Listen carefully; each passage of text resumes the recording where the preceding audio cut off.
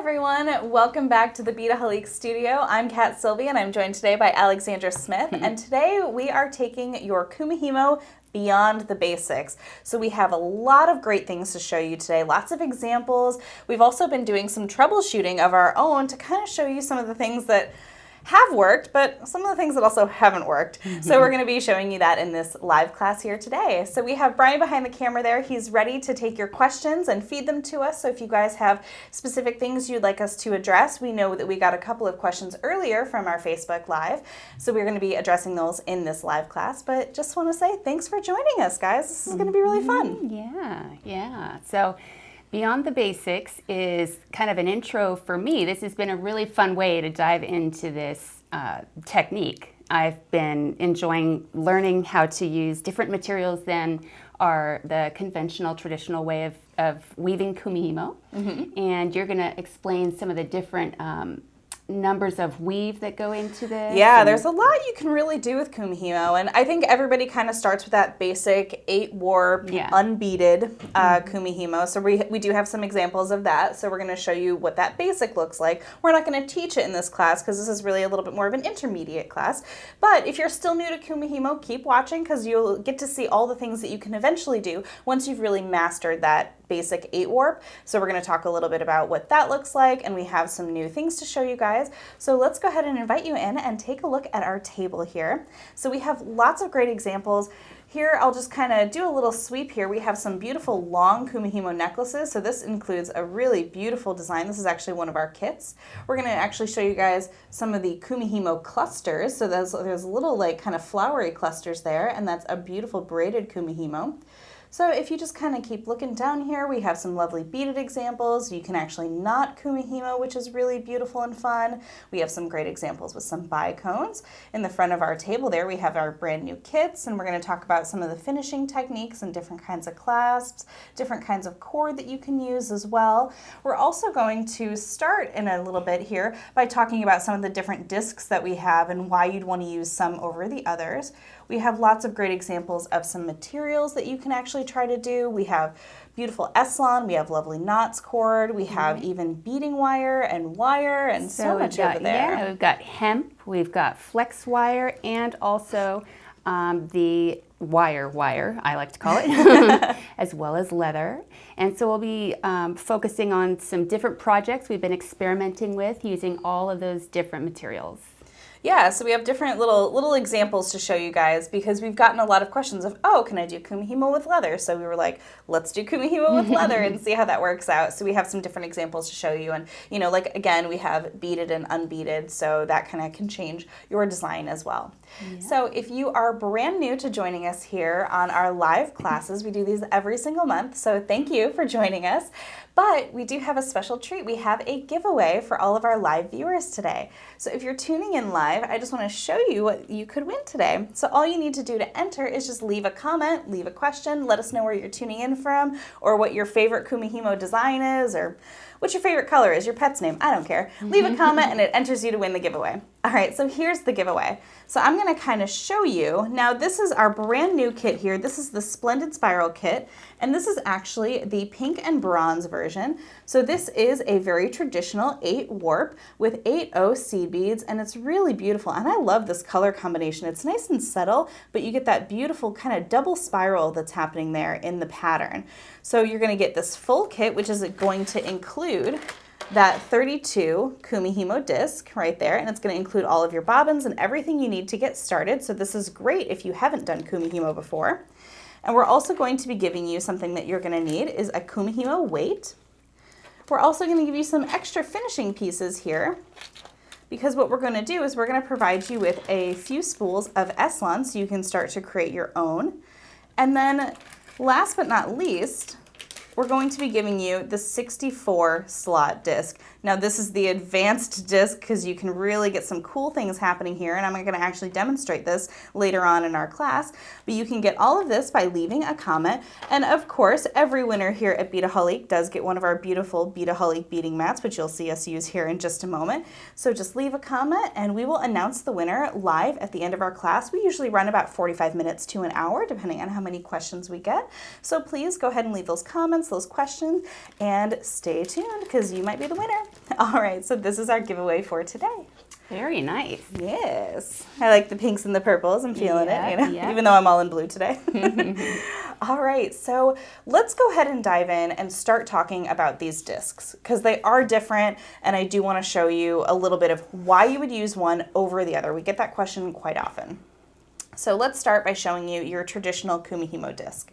Now this is your 32 slot disc, and it is what I'll kind of consider a regular thickness because you'll notice that we do have a Kumihimo disc that is that 32 slot, but it is a double density. So it's kind of double the thickness there.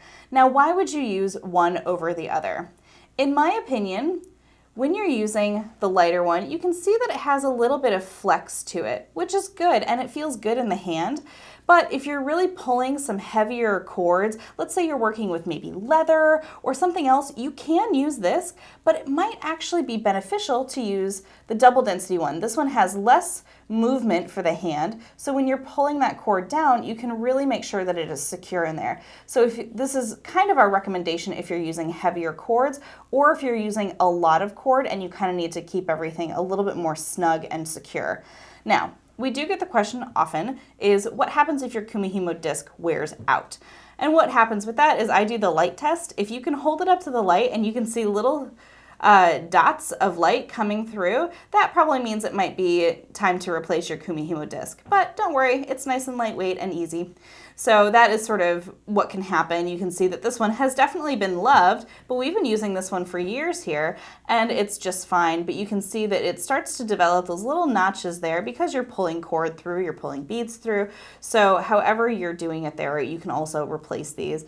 But you'll notice on the slightly newer double density disc here, you really don't see those dots along the side. It's because this one hasn't been used yet. Yeah, you barely even see the lines where they're cut. Exactly, yeah, you just kind of, that's why we have those little notches there to make sure it really sits in there. So that's the difference between the regular and the double density.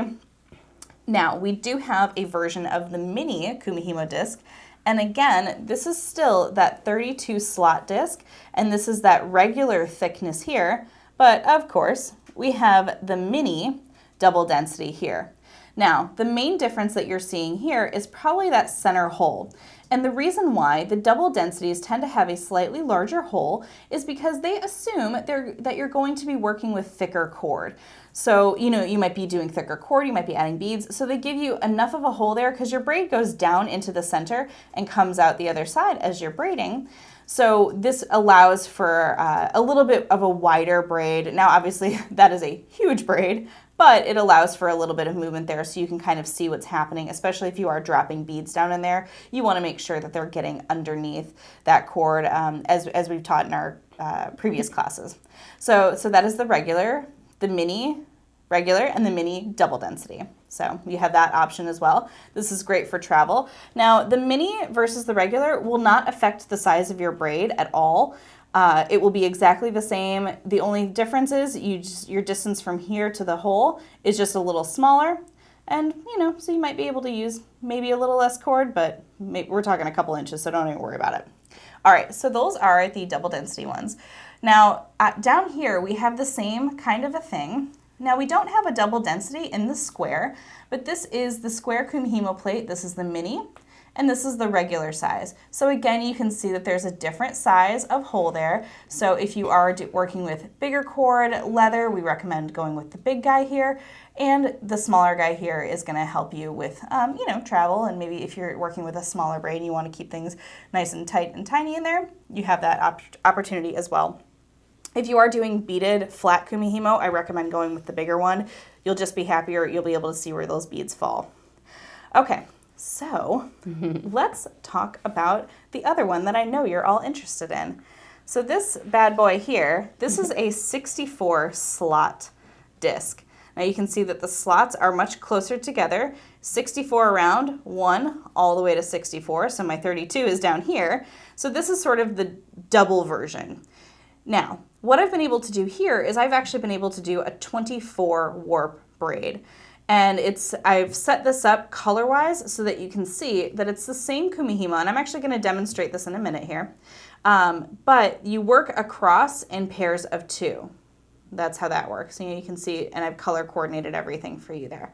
So this is the 24 warp, and it actually is a really beautiful braid. And before I flip that over and show you, I do want to start and talk about the double density that I have over here, and this is the 12 warp braid. So when you're doing your traditional 8 warp, you're going to focus on starting yours at the little dots there. So you have 2, 4, 6, and 8, and you'll have your 2 cords on each side. So you'll start with 8 warps. This bumps you up to a 12, and it doesn't focus on those dots as much because you have a crisscross pattern.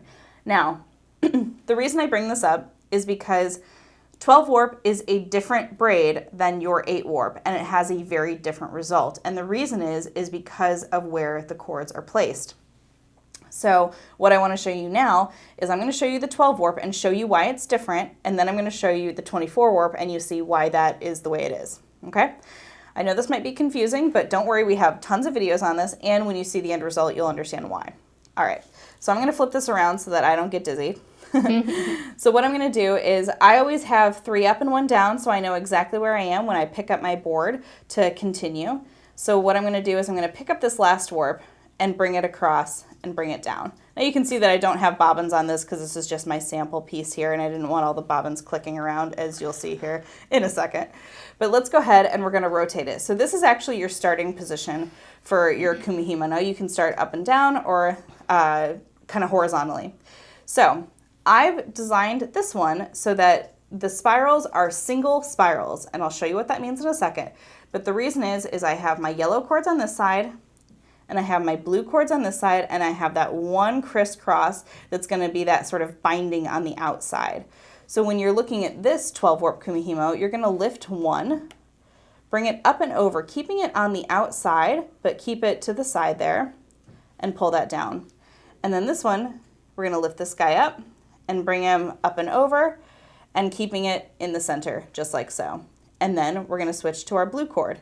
So we're going to do the same thing, just kind of reversing that or mirroring that, if you will. And then bring this up and over and back down on this side. And then I'm just going to rotate 90 degrees. So that's where you can stick with your little dots there as a nice little good indicator of how far you're rotating. And then you're going to bring your pink one up and over.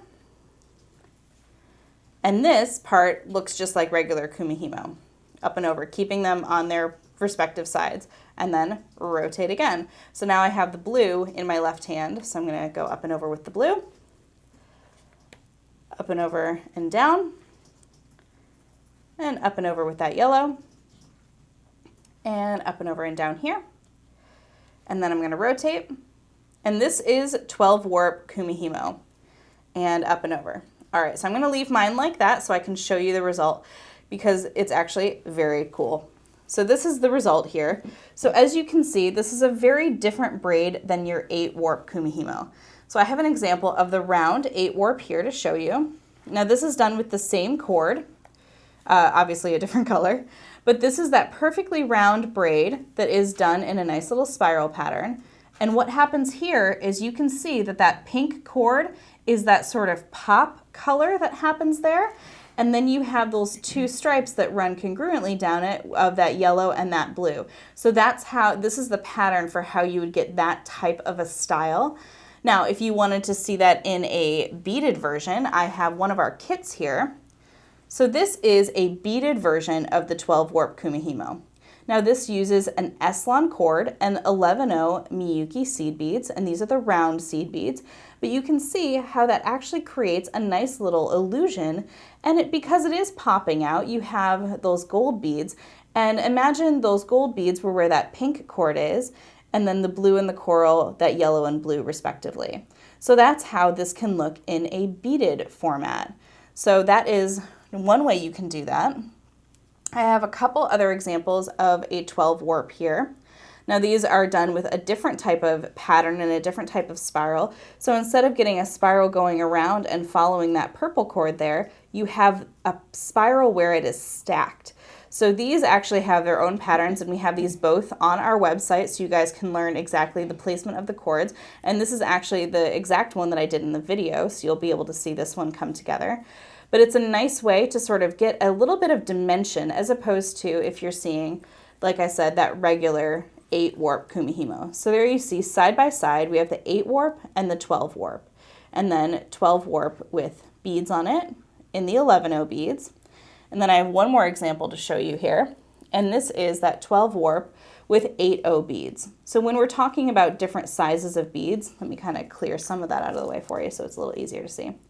When we're talking about sizes of beads, this right here is going to be that 11. This is that 8, and you can just see how much bigger it is, and this uses the same cord. This is both that size 18 s-lon. So this really is the way it is because of the size of the beads, not the cord. So we get that question quite often. So that is the 12 warp. So now you can see, let me just flip my board back over here. You can see that the reason why you set up your disc the way you would is you're actually getting a nice little X here, a tight little X, and then a cross version, and that will give you that little pop there. So that is 12 warp Kumihimo. So that is a little beyond the basics there. All Way right. to break it down. Ooh, yeah. Well, we have these in full video, so if you guys are still going, wait, what? We have it in a full video. All right, so now let's go on, and I'm going to start talking about the 24 warp. And before I show you what the braid actually looks like, before I flip it over here, this one is going to work a little bit more like a traditional Kumihimo. Now, when I first started to work with the 64 disc, I kind of went a little nuts when I did the 24 warp because it doesn't work evenly. And that was something that really frustrated me, but trust the process, and I'll show you what it looks like. But you'll notice that some of these have only a couple of things in between and some are a little further apart. That's just how it works because when you're doing 24 warps on a 64 slot disc, 24 doesn't evenly divide into 64 when you're doing 24, obviously. So this is why it is that way. So if you're going and you're like, oh, but they're not all even around the board, that's okay. You will still end up with a round braid. Trust the process. All right, but for this example here, and you can see that I have all of my bobbins, so this you're gonna need 24 bobbins to do this. It's actually quite a bit there. So what I'm gonna do is, again, I have 3 up and 1 down, always, always, always. And now I'm gonna finish that blue warp there. And instead of rotating 90 degrees, I'm just gonna rotate to the next one. So for me, that's my gold one here. So I'm just gonna kind of rotate just as far as I need to go. So you're rotating a little bit less when you're doing the 24 warp. And Which is congruent with the 8 warp. exactly. Yeah. And we do get this question often, so let me address this as well as I kind of continue. And you'll just see me, and this is just up and over and down and back. So I'm just going to do a little bit more on camera here. Turning the board.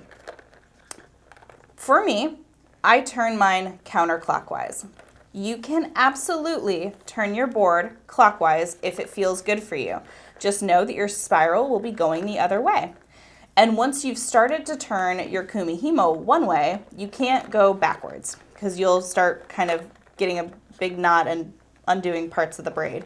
So actually, it doesn't work that way. So once you've decided the direction you'd like to go, whatever's more comfortable for you, you can keep going that way. And I'm going to do one more here. And you can just see that this one, you're rotating just a little bit at a time. All right, so you guys ready to see what this starts to look like? I have all my crazy colors here. All right, so this is what that 24 warp braid starts to look like. Now this is a very thick braid. We got a lot of cord happening in there, but just look and you can really see that beautiful spiral that starts to happen. And you can't even notice which cord was 3 slots apart or 4 slots apart. Like I said, it doesn't matter. Don't get hung up on it. It's just the easiest way to do this type of a braid. Now, this is a very thick braid because I am using the 1 millimeter satin rat tail. But here's what this braid looks like. I'm just gonna set that down. Here's what this braid looks like when you do it with s-lon. So this is the much thinner version of the braid. So this was kind of in a very fun little rainbow style there. So you can see that it has that nice spiral, but it has a little bit of a stepped spiral to it. So this is that kind of style, so you can really enjoy some of the s-lon with that. And we do have a question. Yeah, not sure if you might go over this a little bit. Sure. But Joanne on YouTube was Hi, Joanne. asking what's the best way to determine what end cap to use for Yes. your Kumihimo braid? We are going to talk exactly about some finishing techniques and some end caps. So the question was, how do you determine which end cap is best for your particular project? And we're definitely going to go into that because that is a big question because you have this big, beautiful braid and how do you finish it? So we're going to talk about that for sure. But before I continue there, I do want to show you a little bit more regarding the 24 because I tried something that was really interesting. I wanted this to work so badly. So I did a 24 warp in a single color here. So this is my little swatch. And before I kind of reveal what happened, I wanted to try to add beads. So I thought, okay, well, it's a big braid as it is. Let me try adding 11 O-seed beads to every warp. This is what happened. It just got really messy and clunky and I just really didn't like it. So I was like, all right, let me try again. Let me try to add 8 O beads. Same kind of a thing. So this is what happens when you try to add beads to every single strand of your 24 warp. Now, when I was finished with this, my first thought was, okay, what if I tried to add beads to 1 or 2 or even maybe like 4 warps? Like, would it give me a cool spiral? So that's what I'm going to be testing out. And I'd love to hear your thoughts. If you've tested this out, if you've tried it, we'd love to see what it looks like. I'm so curious. And, you know, in preparation for this live class, I wanted to do so many more examples, but this is kind of where I stopped with the 24 warp. But I'm loving the way this looks, and it's actually very cool. It's a thick braid for sure, but I was actually thinking it could be kind of a fun little craft project there. So I'm going to keep going with this. It's kind of some wacky colors, but I'm really digging it. But I am going to try some more with the 24 warp. There's also a 16 warp that I'm going to be testing out, and I'm going to be doing a video for you guys. So when we talk about going beyond the basics, it really is anything that's sort of beyond that 8 warp. So speaking of the s-lon, I do want to show you the 2 different sizes that, the satin rat tail.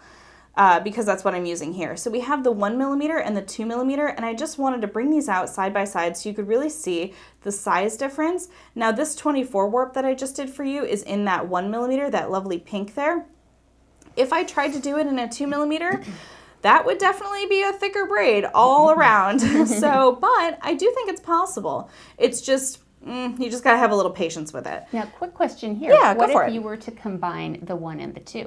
I think you could get one of those dynamic spirals. I wonder if it would look very similar to something warp? that is like the 12 warp. And this is one of the examples I didn't get a chance to show you because it's one of my unfinished pieces. But this is a 12 warp where I did the beads only on the outside. So you can really see that pop of that spiral there. It does look, you know, kind of organic, and I like that. So you have that blue in the center and then just that pop of the spiral of the gold on the outside. So that's another option when you are doing that 12 warp. So something that might be a little more basic beyond the basics is using some of these bicones. And I have 3 examples here to show you because I wanted to show you the difference. And this will actually start to lead us in a little bit to that finishing technique question that we get a lot. So this was an example done with 8O seed beads and 6 millimeter bicones here. So you have a nice little focal there, you get that nice sparkle, and you have that sleek finish with the clasp there. Because this is our magnetic clasp that fits 6.2 millimeter cord. And obviously when you're looking at an s-lon cord that is unfinished, you'll have, let me see, oh, here, this is actually my perfect example here. So this is that s-lon cord. So imagine this is coming out here. So we do have videos showing you how to bulk up that end so that it actually fits nicely in that clasp. Because if you have those big, beautiful beads, you don't want to bring it all the way down. So we have this example here that shows you the 8O beads with a 4 millimeter bicone. And then this third example here, this uses those 4 millimeter bicones as well, but it uses the 11O seed beads. So when I flip this around, you can just see the size difference of that clasp, and that clasp is finished similarly to this clasp, this end cap, where it is just a piece of tape, but it is sleek and it finishes directly onto the s-lon. You don't need to do any bulking up, as what we kind of call it. So usually if this is the end of your Kumihimo, and let's say this was the end and all the rest of it was beaded and you needed to fit this into an end clasp, I wouldn't go with something really small. I would try to fit it into something that had a bigger well if you will. So this is 6.2. This is the one that we favor quite often here. And what you can do is you can take that s-lon and you wind it around and you build up that braid so that it fits, and you get some nice E6000, some glue in there so that it's going to have a nice sleek finish there, a nice clasp finish. So you can see that in our kits here, and let me just pull out another example. So again, this is that nice 8/0 bead, and then you bulk up the end so that it fits nicely in the clasp, so you get that sleek finished clasp. And that's our technical term, right? Bulking up. Yeah, that's yeah. It's kind of like because you wind around, build it up, bulk it up, but that's how that works. And I actually did a separate video showing you how to do that, and I did it using this necklace here. Now let me set aside my Kumihimo clusters there for just a moment. Ooh. Come on, get on the bus. There we go. So this is one of my favorite designs of late. I was really excited to do this. And this is an 8 warp Kumihimo, but what happened is I wanted to do something that featured 2 different colors, but I didn't want to have it spiral. So I decided to do this little knot here. And I had done this bracelet a while back in 11/0 seed beads, and I thought it was just really fun. So I just did this lovely little square knot, but I did it in a long Kumihimo version. So actually, you can take this apart if you want, because the knot is, it just kind of slides right out. But I just did 2 separate pieces of Kumihimo, put them together, and I added these little tassels to the bottom because I thought that would just be a really nice design element there. Very elegant. Thank you. I really liked doing that one. That was really fun. So you can see instead of having a magnetic clasp, we have the toggle clasp here, and I love these little end caps here and that clasp. This is from Tiara Cast. Tiara Cast is a really wonderful brand to use for Kumihimo. They have a lot of really lovely metal end caps, and they just have a little pop of design, and that's really all you want because you want to focus on that beautiful braid that you have. So just that little tiny design there and a nice little hammered triangle toggle clasp is just really, really, really lovely. So if you're looking for this one on our website, this is the berry and blue. And I have those beautiful Zola tassels there down at the bottom, and those come in several different colors. So if you're not into the black, we do have lots of other ones for you. But that is just a really simple, easy square knot. Now this is kind of a cool clasp. This is a magnetic clasp as well. And this actually fits 2 in there. So you can kind of look down the barrel there and see that you fit 2 different clasps. So in terms of bulking up, here's what I'd say. Your s-lon, if you're using the s-lon and seed beads, it's going to be fairly thin. It's going to be about 3.2 millimeters, depending on how tight your braid is. Now your braid should be fairly consistent once you get that going, but sometimes you don't need to bulk it up as much as you think. So you kind of have to feel out the clasp and test the well to see how big that's really going to be. And that's why when we do our braiding, we recommend not cutting it off before you build it up. You want to build it up first before you cut, because once you cut, you kind of got to get your glue ready and put it in there. And make sure that it's nice and secure, because we don't want that braid to start unraveling, because that is a heartbreaker, and that definitely happened to me when I first started Kumihimo. I was just like, no! So that's what we want to kind of avoid. Excuse me. Let me see. What other examples that I have here? Oh, I do want to talk about this. So this is a really interesting example.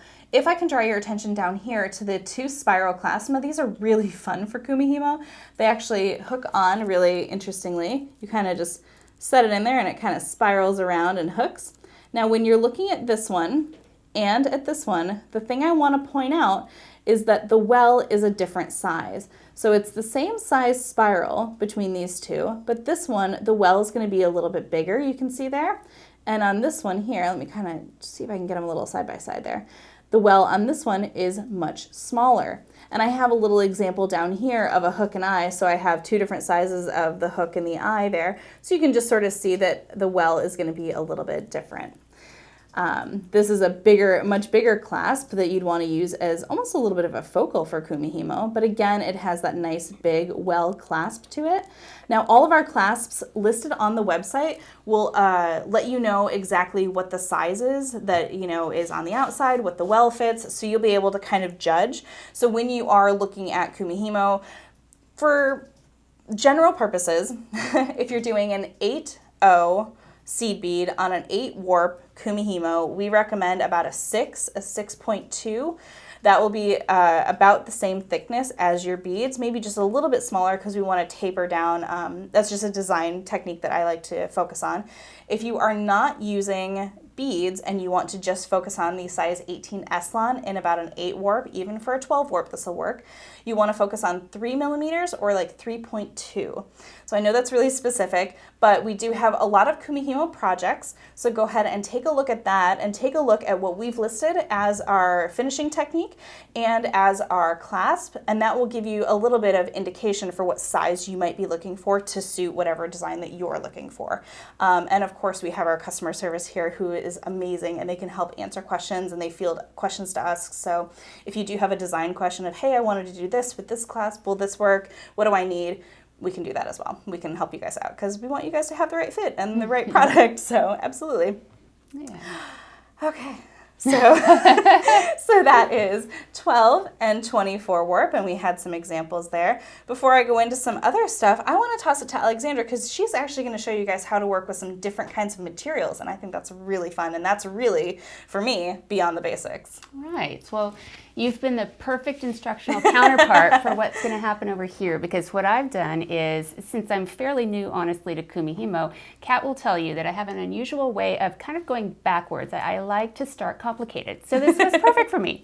But I did stick with the 8 warp, and I tried some different materials I wanted to show you. So let's look at the table real quick, and I'm just going to do an overview here of what we've got. What I started to experiment with was the 1.5 millimeter leather, the round leather cord.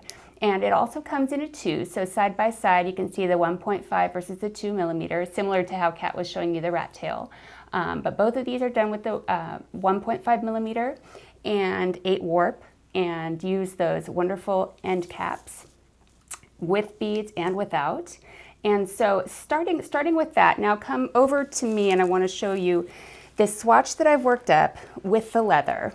And I'm going to flip it over so you can see, this is just using scraps we had in the design space. So I wasn't really going for a specific project or pattern, but what I want to show you is kind of a neat discovery that I have, I would say about 1.5 inches or 2, actually, let me use our, well, it's hard to get it down there.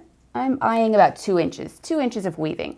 Now what I want to show you is that when I grip on the center point of my weaving and the end point and pull, it actually stretches the weave a bit irreversibly. So I wanted to make you aware that when you're working with this, that's going to happen, and you want to take it into account when you're measuring your project and when you're starting to add beads and clasps and having an even measurement. You want to just pre-stretch. Now, when I say pre-stretch, I tried to pre-stretch the leather itself, and that actually had no results at all. It stayed the very same length, surprisingly. It's only once the leather is woven that it has that stretching effect, just due to the nature of the weave and the material.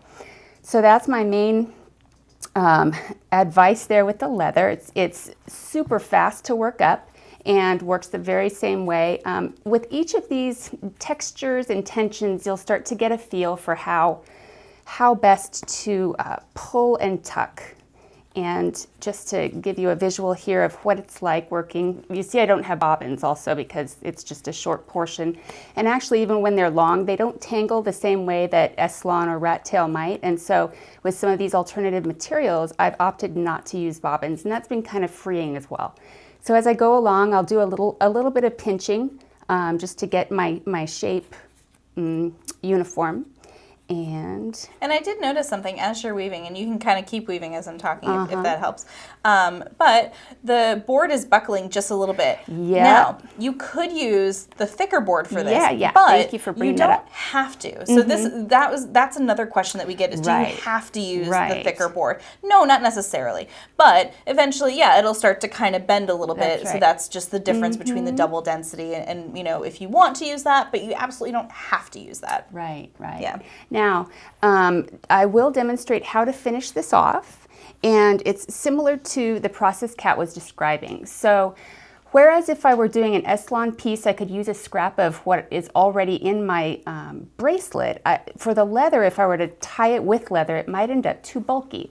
So I have a portion of s-lon that I'm going to use to tie it. I'm going to go ahead and tie it around the base before I even take the whole thing off, just to make sure it doesn't fray out on me. And that's just going to be a simple knot. And this is the same way you would tie it up. Julie did a video for us on how to tie it up before you, whoops, where'd my knot go?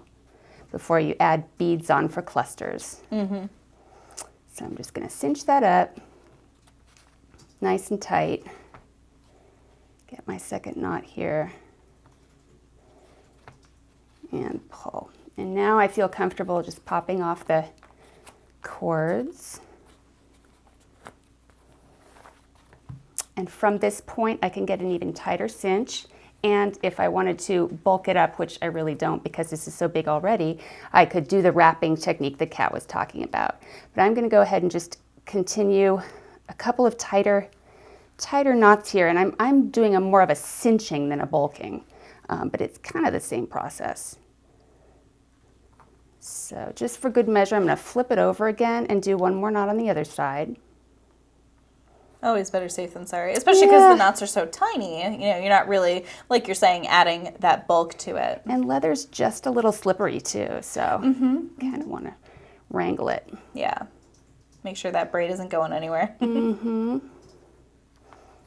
All right, so having cinched the end, I can bring in my cutters, clip off my extra thread, not right against the knot, just leave myself a little bit of leeway so it doesn't fray on me before I'm ready to add glue. Because that's going to go into the well anyway, right?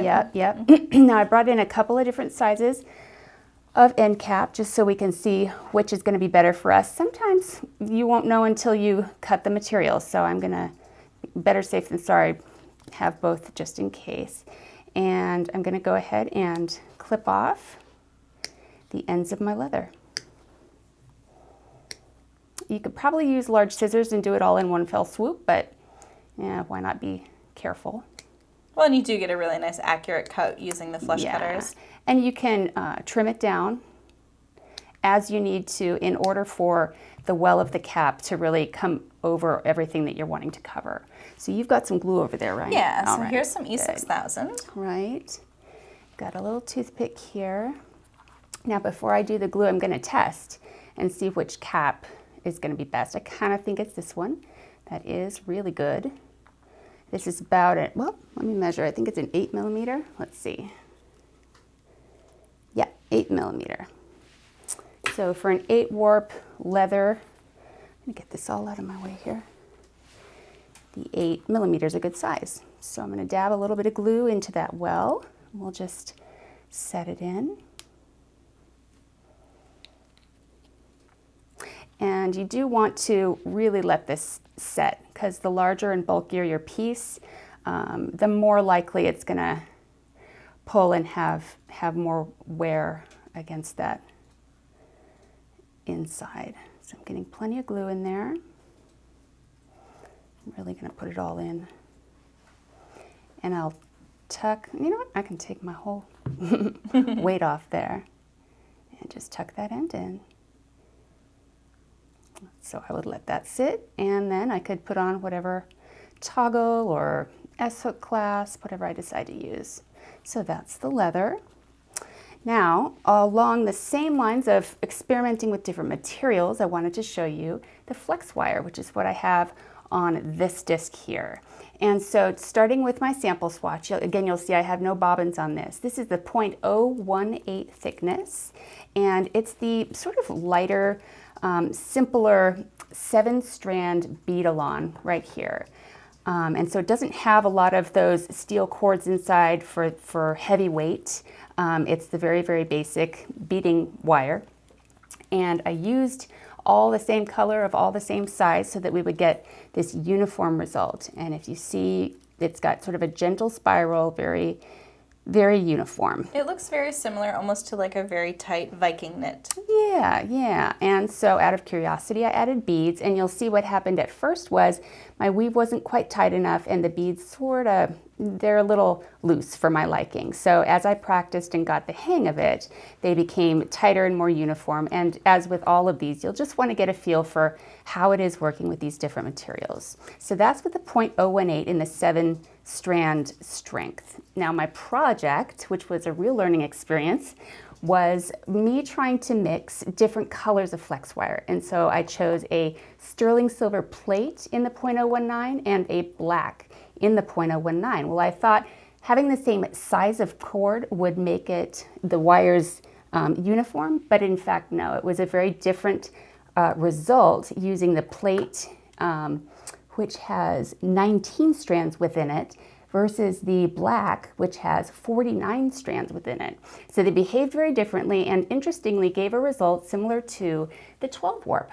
Yeah, it's interesting that the same size, but because of the strands inside, it does come out a little bit differently, you know, so it's nothing that you did in the weave, it's just how the wire kind of behaves, which I find really interesting. That was a bit of a shock to me because, you know, you think, oh, I'm matching the size to the size, it's going to react the same way. Right. And it really doesn't. You can especially see once you add beads. I just added beads onto the silver strands, which were 4 of the 8 strands have beads here, and it does a really interesting stark sort of helix shape. Yeah, it's a helix effect. That's really cool. I kind of like that. I did have fun with it, and we have a video on how to make Kumihimo jewelry using flex wire by one of our guest designers, Sarah Oler, and she breaks down how to finish it off using crimp beads. So that was very helpful. Now, just so you know, it needs to be a large-sized crimp bead of a 3 by 3 millimeter in order to fit all those cords, but you don't need to double them all back through.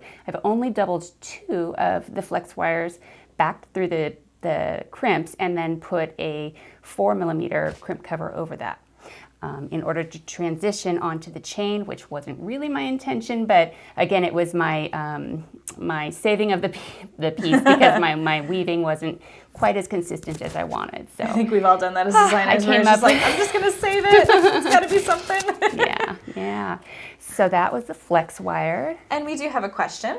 So this is actually about beaded Kumihimo. Sure.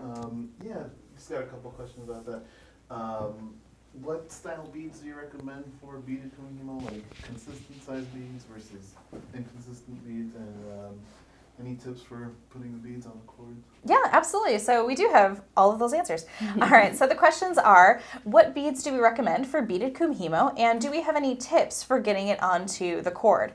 So one thing is, if you are just starting out and want to learn, I would recommend starting with a size 18 s-lon and using Toho seed beads. Now Toho tends to be really nice and uniform, and if you go with an 8-0, they have little rounded edges, but they're still kind of brick-like, and that's what we use in our kits. And I know I keep going back to the kits, but the reason is because we provide videos that really walk you from start to finish. So if you are just starting, the kits are great. You have everything that you need.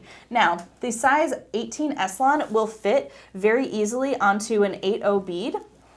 So this is one of our kit examples here, and I pulled this out a little bit earlier. And let me just see if I can show you. Okay, so I'm gonna set that there. Now this is an example of a size 18 s-lon here. It's very thin, and you can see just how, you know, it really braids up quite thickly. But I have the Toho 8-0 rounds here, and this should be fairly easy to pick up, right? It didn't take very much, but we do have another kit that shows you a slightly different technique, and those are our 12 warp kits here. Now, same size s-lon, but using the Miyuki 11-0s, and those are these guys here. See, I'm so prepared today, guys. All right, so the difference here is that if you find that you're having trouble trying to pick up these little 11-0 beads, you can see that one's a little tougher, and I can kind of get it on there. Just takes a little extra effort, but you can try snipping your cord at an angle to get a little bit of a needle effect. But we also do provide you with an extra little tip. So with this, instead of E6000, we've given you a different type of glue called Super New Glue. Now, Super New Glue is going to be not quite as a high, it doesn't have quite as a high viscosity as E6000. So what happens is you can actually use it to create a little needle like effect on the end of your s-lon. So you can just kind of run that glue over the end and it will kind of create a little needle, and then you can snip it at that angle and it'll create a nice little stiff angle, kind of needle-like effect for you to slip on to your seed beads. And we do have a very separate video showing you how to do that. There's also another product that we carry which is called Insta Needle. And it's these two little tubes there, and you can just stick your cord in and kind of pinch it and run it out. And that's part one, and then you do it again, part two, and then you have a nice needle-like effect. You, of course, have to let it dry, but that's how you can kind of get a little needle onto that. Now, we do have some other kits that have used big eye needles to help you thread, and usually you can use that with the 8/0 beads. It just will be a little thicker because even if you have a needle, you're still doubling up your thread, so just be mindful of that. But if you're just starting out, we recommend using the s-lon and the 8/0 seed beads if you wanted to do that beaded Kumihimo. But make sure you get a handle on that regular 8 warp, and I recommend using the satin rat tail. It's just easy to use, easy to see, and it kind of has this little result here. And you can, of course, add beads to this as well. But a lot of our designs just feature that Toho 8/0 seed bead. We have a wide range of colors, which is why it's so wonderful to start there. And you can match up our s-lon. We just have just a few colors of our s-lon here. There are so many more. We even have color blends that, you know, you can get all the purples, all the blues, everything you want there. So there's a lot of color choice there as well. So size 18 s-lon, size 8/0 Toho seed beads is where I would start. Down next to the 11/0 Tohos, you've got the Magatama beads, is that right? And those are a different shape. Yeah, these are the Miyuki Magatamas. Now, these are actually kind of interesting because you have to be aware of stringing it on to your piece in a very specific way. Because in this piece here, you can see that they're all facing one direction on this side, and they're all facing the opposite direction on the other side. Now this goes into another technique here, which is adding a large whole bead, which I've done here so you can just see side by side. Now if you kind of peer down the bracelet there, you can see that there's a little bit of that unbeaded s-lon on the inside there. And if you're going to do a pattern like this, you have to kind of take them off one by one, slide it on, and then continue your pattern. So I know, I hear you guys on YouTube, y'all think I'm crazy, I'm fine with that. But what I've had to do to create patterns like this and to keep it going is you have to number your bobbins, and you can actually see that I've done it on a couple of mine. Here I have my traditional 8, but here I have little, this is just some blue painter's tape you can get from a hardware store. Nothing crazy, it just doesn't provide any sticky, which I like. So I leave it on here and I just number them 1, 2, 3, 4, and all the way around. But the reason I do this is because if you ever get lost and you know, especially when you're not working with a multicolored situation here, if you ever get lost, you know where you started, and that can also help be indicative of a pattern that you wanted to start. So as you're kind of working through that way, that will help you, especially in the beginning when you are kind of figuring out where all of these things are gonna sit. And usually I just start at 1 and kind of work my way clockwise around and just number them. So like I said, I know it's crazy, but it has saved me so many times to do that when I'm trying to create a pattern so that I remember what bead goes on what bobbin, especially if you're doing an irregular pattern like you can see here. This is that graduated pattern, and it is so sporadic throughout here that you really do have to be careful about what number bead is on which cord and how they're all going to sit together. It's very specific in order to get that graduated pattern just like that. Now I do want to say, and I want to address something that I did in the instructions for this particular necklace here. Now this necklace is a really long necklace. Beautiful, love it. It's mine, I love it. But what I did is this raspberry piece here, this is a really long piece and it needs 200 seed beads per bobbin. So it uses a lot of seed beads to create this. And one thing that I noticed is that when I started to string on all 200, I couldn't wind it all in the bobbin. It was too much, it was too heavy. So what I had to do is I had to do 100 and I'd string until I had like 1 bead left on each and 2 beads left on one. and then I would unwind the bobbin, string out another 100, and continue my weave, because my bobbins just were small enough. Now, we do have the big, huge bobbins that you can use, and if it holds, great. Mine just had too much weight that I found for me personally to be able to work effectively. So that's just another little tip for you if you are focused on doing something that is a little bit of a longer piece, a bigger piece. But if you start unwinding those bobbins and re-stringing, you want to make sure that you know which bobbin you're working with. Now, this is a solid color, but if you are trying to do a spiral, a pattern, you don't want to go, oh shoot, what number was that? Where am I? So if you have it listed and you have your pattern, it will save you, I promise. It's that one extra little step from designer to designer. Please do it. All right, so that was my other little tip here with this guy is don't be afraid to wind your bobbins, unwind your bobbins. It's not like beaded crochet, which actually has a very similar visual result to Kumihimo. And we get that question a lot. Oh, is that crochet or is that Kumihimo?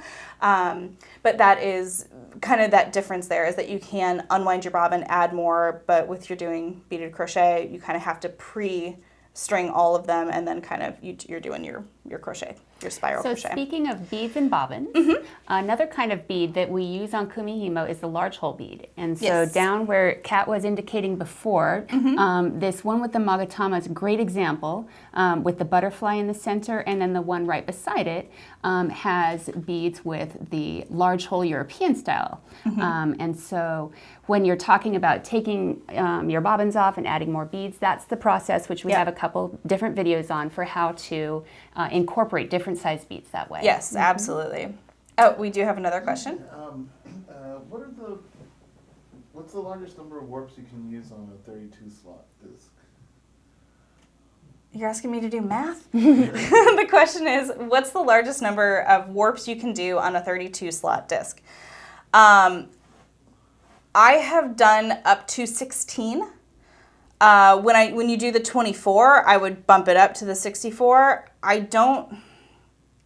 I will try to do like a 20 or a 22 to see how that works, but the highest I've done is 16 because you do have to have open slots for things to move around and for places for new warps to go, because you can't occupy the same space with a different warp, if that makes sense to you.